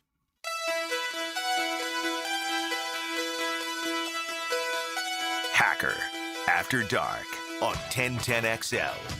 And again, thank you to Jerry Palm talking a little bracketology with us here on 1010XL. And again, you will watch or listen to Florida and Arkansas tomorrow, ESPN 8:30. We'll also have it right here on 1010XL. Sean Kelly and the Gator Radio Network on the call, a huge one in the Southeastern Conference.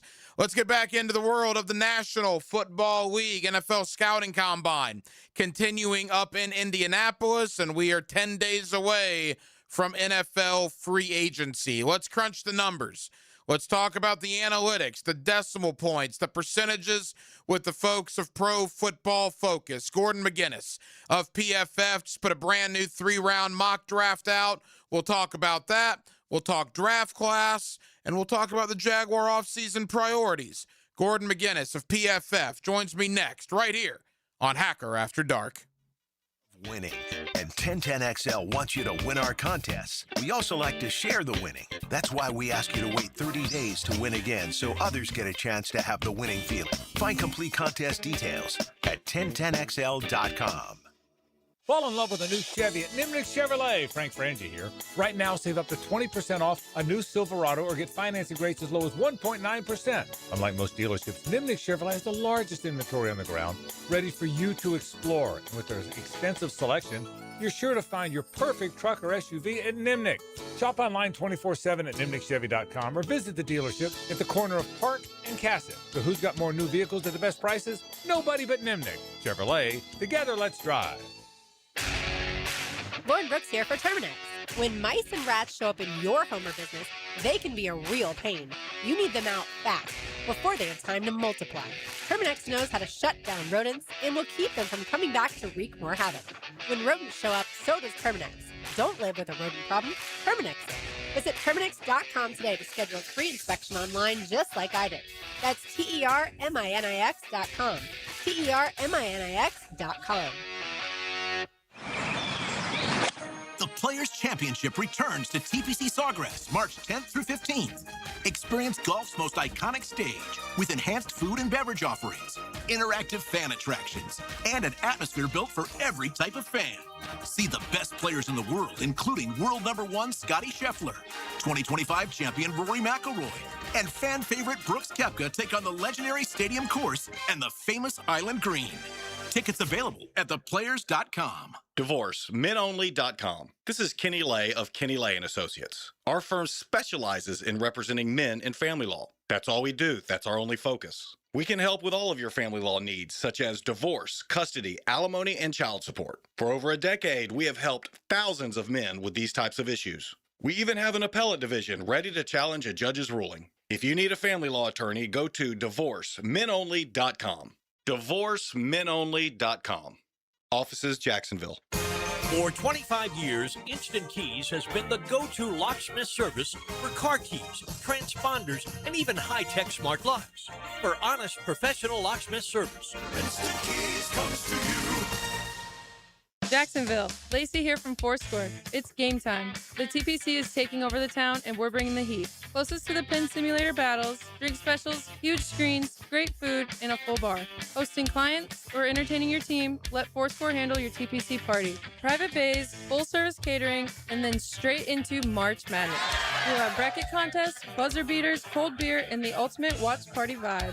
San Marco or Gate Parkway, Fourscore is your headquarters. Visit fourscoregolf.com today. Discover downtown Jacksonville's newest go-to spot. Pour Tap Room Jacksonville brings you 2 floors of over 80 self-pour craft beers, wines and cocktails, plus live sports, live music, and private event space. And right next door, Pizza Dynamo fires up made-to-order pizzas, slices and calzones packed with bold flavor. Pair a pint with a fresh pie at Pizza Dynamo and Pour Tap Room, downtown at Laura and Forsyth. Jacksonville, it's official. Men's professional soccer is back with the USL Championship. Your Sporting Jacks Pro Soccer Club kicks off its historic first men's season on March 7th, bringing fast, physical, world-class soccer back to the First Coast. This is more than a new pro sports team. It's world-class soccer played on a national and international stage. Be there from the very beginning. Season tickets with seats starting at just $10 per match. On sale now at sportingjacks.com. Sporting Jacks. Pro Soccer, Pro Jacks. Get a healthy start in 2026. The Florida Department of Health in Duval County is here to help you get healthy and stay healthy all year long. Our dedicated team is committed to providing high-quality care and trusted public health services for our community. Our mission is simple: to protect, promote, and improve the health of you and your family. Learn more about our programs and services by visiting duval.floridahealth.gov. When your home or business deserves more than ordinary glass, you trust the experts. Capital Glass and Shower Doors has been elevating spaces for over 40 years with precision, craftsmanship, and clean, modern design. From sleek frameless shower enclosures to elegant glass railings, wine cabinets, and any custom glass that makes a statement, Capital Glass delivers unmatched quality, service, and attention to detail. Your vision, their expertise. Capital Glass and Shower Doors at capcoglass.com. La playa is Spanish for the beach. If you can't remember that, the word Corona also works. Corona, La Playa awaits. I used to dread going to the dentist. Every visit felt like a sales pitch with constant upselling, surprise fees on my bill, and I could never get in when I needed to. But Harbor Dental Care? Totally different. They saw me the next day, gave me honest pricing up front, and even set me up with a payment plan I could actually afford. No pressure, no surprise charges, just kind people who get it. If you want to experience dentistry the way it should be, book your appointment today at harbordental.care. That's HARBOUR dental.care. 1010XL, presented by Farah and Farah, exclusive injury law firm of the Jacksonville Jaguars. Focused, fueled, fearless, Farah. Now, the Monahan's golden moment. Monahan Jewelers in Atlantic Beach, your local family jewelers. Back here on 1010XL and 92.5 FM in the city of Jacksonville. We are glad you are with us. Let's talk about the Jaguars and their offseason blueprint. Gordon McGinnis of PFF is always kind enough to join us here on 1010XL. Gordon, it's been a little while, man. How are you? I'm doing well, thanks. Thanks for having me on again. Hey, Gordon, thank you for the time. All right, you and I haven't spoke since the end of the year, obviously, and I'm just curious your thoughts on Liam Cohen and the job he did here in year number 1, taking a 4-win team, obviously, to a 13-win team and winning a division championship. It did not end the way Jaguar fans certainly hoped it would have ended, losing on Wild Card Weekend. But what was your thought on the 2025 campaign here with the Jaguars? I thought it was a really good year, and I thought, in particular, you saw the development as the season went on, right? Like the way the season began, I think Trevor Lawrence in particular started the season a little bit slowly. I was just writing up some of the players from our top 101 players in the NFL this year over at PFF, and I was digging into some Trevor Lawrence stats. Like week 13 through the end of the season, he wound up being our highest graded quarterback in the NFL, and I think you really saw that the second half of the year. His comfortableness in the Liam Cohen offense really started to settle in. The moves they made at wide receiver through the season, different things like that. I think everything is set up for this to be a kind of launching pad season for the Jaguars, where they're able to take Trevor Lawrence to another level and hopefully continue to compete in the AFC. You mentioned those wide receivers. Obviously, there was a lot of Travis Hunter news last weekend about him playing primarily on defense. We'll get to there in a moment. But I think you saw that, Gordon, because of the emergence of Parker Washington, right? The arrival of Jakobi Meyers, the emergence of Brenton Strange. And they did all that without Brian Thomas Jr. doing a whole lot, quite frankly, in year number 2. What is your thought on the skill position surrounding Lawrence heading into 2026? It looks really good, and I think the fact that if you'd taken the scenario, if you'd said back in May that we're going to start the 2026 off season, not knowing how good a contributor for the season Brian Thomas Jr. might be given his struggles last year, and how little Travis Hunter might play at wide receiver, how good is how good in particular is the wide receiver spot going to look for the Jaguars? You would have been kind of dubious on that. But Jakobi Meyers coming in with incredibly good hands, very rarely drops passes. Parker Washington being able to make an impact both on offense and on special teams. You're now in a situation whereby if Brian Thomas Jr. can get back to the level we saw from him as a rookie, it's a huge bonus to the offense and allows it to go to another level. But even if he is more of the level he was this past season, you still feel good about the skill position players that they have around Trevor Lawrence to be able to make enough plays to win a lot of football games. Gordon McGuinness of Pro Football Focus here with us, PFF on 1010XL in Jacksonville. All right, Gordon, defensively, and I guess this all starts with Anthony Campanile coming back. The Jaguars almost lost both coordinators. Camp was a finalist in Arizona. Udinski appeared to be a finalist in Cleveland. There was some talk about him in Buffalo. Yet Liam Cohen gets both his coordinators back, including Campanile, who kind of revolutionized the Jaguar defense last year. How big is that for the Jaguars to get both of those coordinators back with Liam for year number 2? It's huge, yeah, because that continuity for being able to continue things forward, on offense is one thing, but with how much input Liam Cohen obviously has on the offense, there's less importance there. Not having to worry about a change on the defensive side of the ball and potentially the scheme change and different things like that. It's just a huge boost. We've seen, various teams in the AFC. You saw the Baltimore Ravens a couple of years ago lose Mike McDonald and, not be able to get that same level of defense back. So being able to have that continuity on the defensive side of the ball, I think, is going to be big for them this season. You look at the Jaguars defensively coming into the offseason. Free agency is approaching for Monteric Brown and Greg Newsome, which obviously leads to Travis Hunter being primarily a defensive back in 2026. What is your thought on the whole Travis Hunter situation? Do you agree with what the Jaguars reportedly are going to do, primarily defense and a sprinkling in of offense? I think with the makeup of the roster right now, it does make a lot of sense, right? And this is a guy who, as a receiver last year, the irony was his best game was right before he went out with that season-ending injury. You saw him improve from a couple of drops early in the year to kind of tidy that up. But with the emergence of Parker Washington, with Jakobi Meyers coming in there, there's just less need for him to be a top wide receiver in this offense. The flip side is that his skill set lends itself, I think, very well to being an excellent cornerback. In the limited sample we saw last year, what was very apparent is he's really good at finding the football when it comes for looking for pass breakups and stuff like that. So just the makeup of the roster, where his skill set is, I think it does make sense. I hope and I assume they will continue to have some kind of sprinkling in there, because we know from what we saw, he's a guy who can win in the slot. He's a guy who can make people miss if you get him some screen passes and different things like that. So hopefully we do see at least some of them on offense in 2026. Couple of more for Gordon McGinnis of PFF. The Jaguars don't have a first-round pick because of the Hunter trade. But before we even get to this year's draft class, Travis Hunter only played 7 games last year. Caleb Ransaw, the third-round pick, didn't play any regular season games due to injury.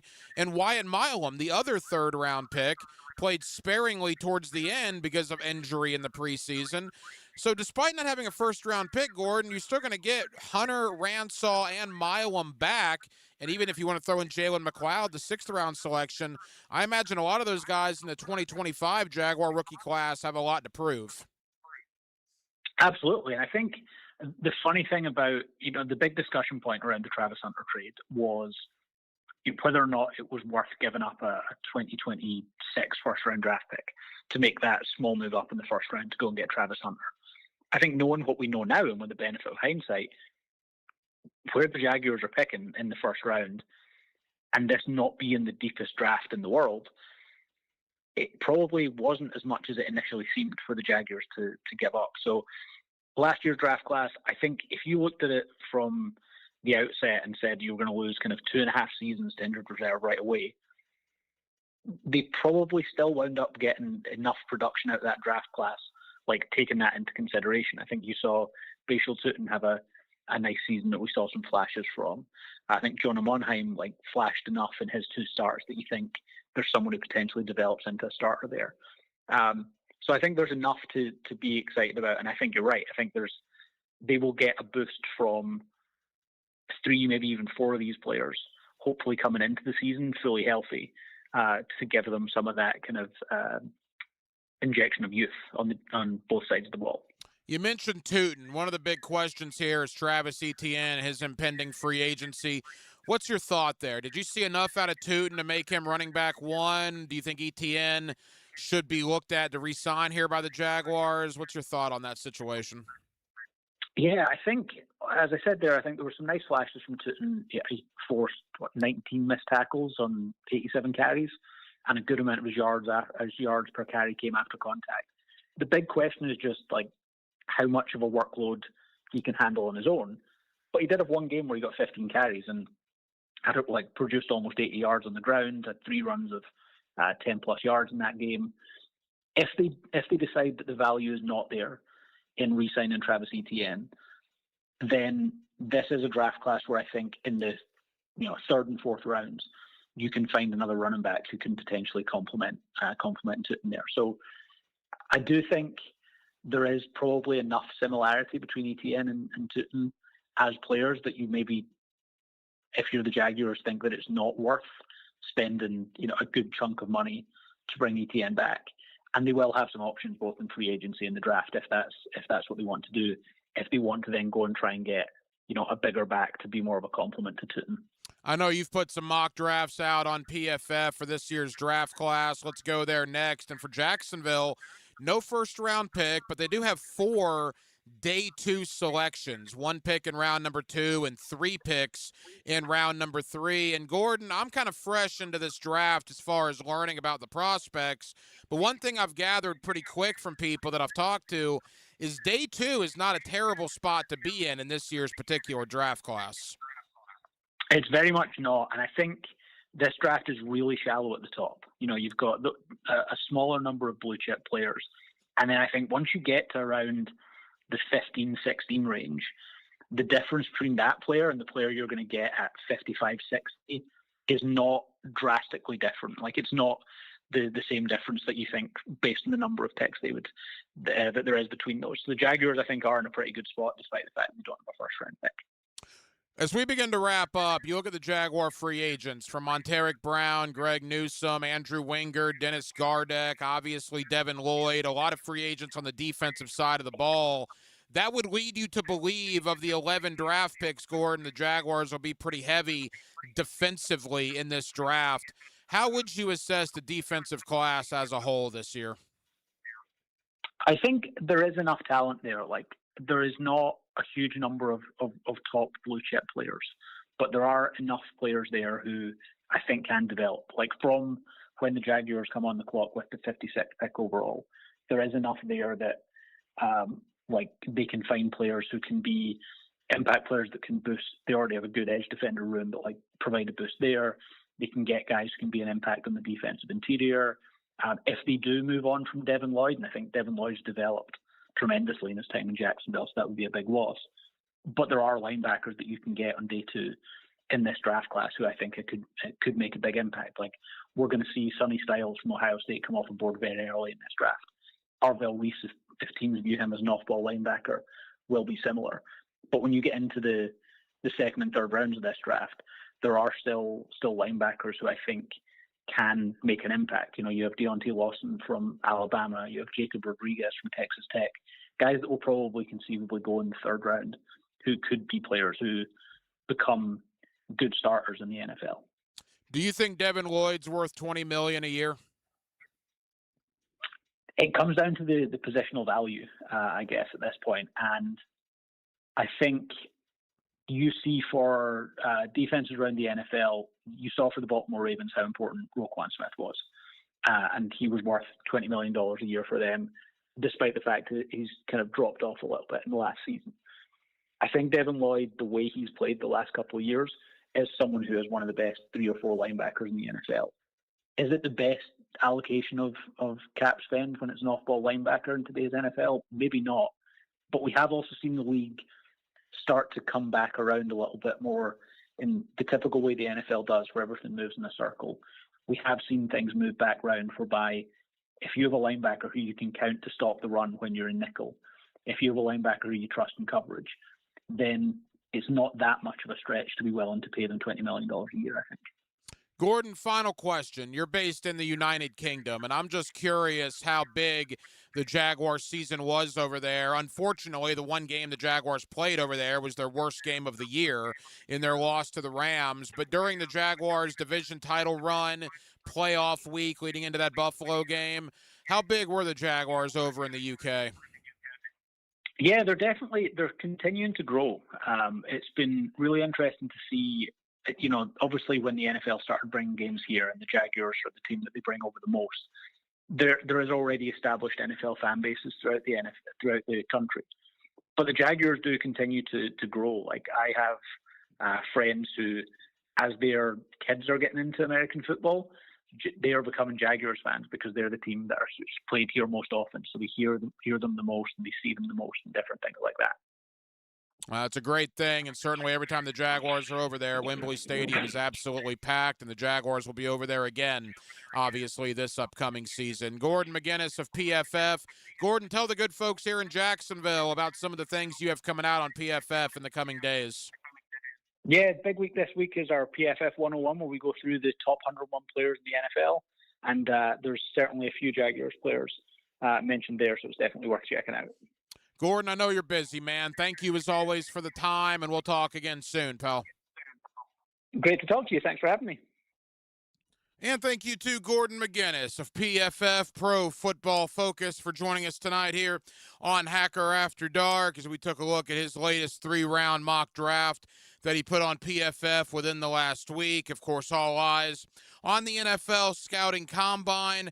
The defensive guys are already done, right? We had the defensive linemen and the linebackers do on-field drills yesterday. Today, it was all about the secondary and the tight end position as the offensive guys begin to take the field.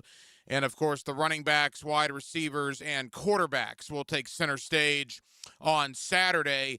As far as today's positions, look, I think it's pretty obvious, defensive back-wise, with the impending free agency of Montaric Brown, Greg Newsome, Andrew Wingard, among others, that secondary is going to be a point of emphasis for the Jaguars.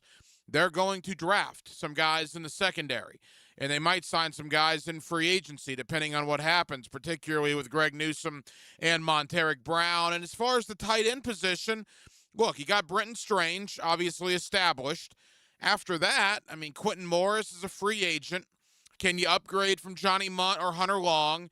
I know a lot of tight ends in meeting the media yesterday said they have had conversation. They have had dialogue with the Jacksonville Jaguars, including Oscar Delp from Georgia, which would be interesting. So I do think both positions that were on the field today, both the defensive backs and the tight ends, there will be some guys from those positions drafted by the Jacksonville Jaguars in April's NFL draft.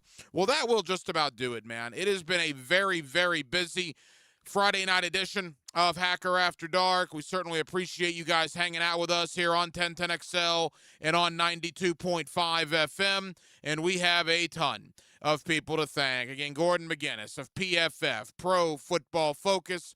Always appreciate his time as we talked combine, a little Jaguar free agency, and more. Likewise, Josh Edwards of CBSSports.com, who is up in Indianapolis at the scouting combine. We took a look back on Liam Cohen's first year here in Jacksonville. We talked about the overall draft class, certainly talked about Travis Hunter and how his move to defensive back primarily could affect things the Jaguars do this offseason. So we certainly appreciate both Gordon and Josh Edwards for taking time out. And we also talked to Jerry Palm, bracketology. Jerry Palm's been a bracketology guy for over 30 years. And as we talked about Florida, I thought Jerry laid it out pretty well.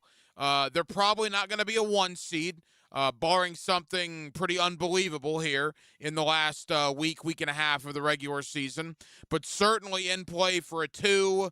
They've almost essentially locked up a 3 seed, and no matter where they are, a 2 or a 3, they're going to be in Tampa. They will lock up a spot in Tampa where they will have a pretty significant home crowd advantage in both the round of 64 and the round of 32.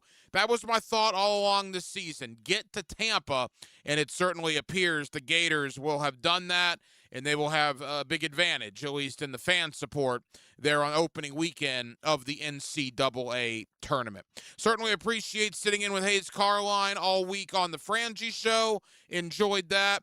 And as always, Jacksonville, enjoyed spending time with you every night right here on Hacker After Dark.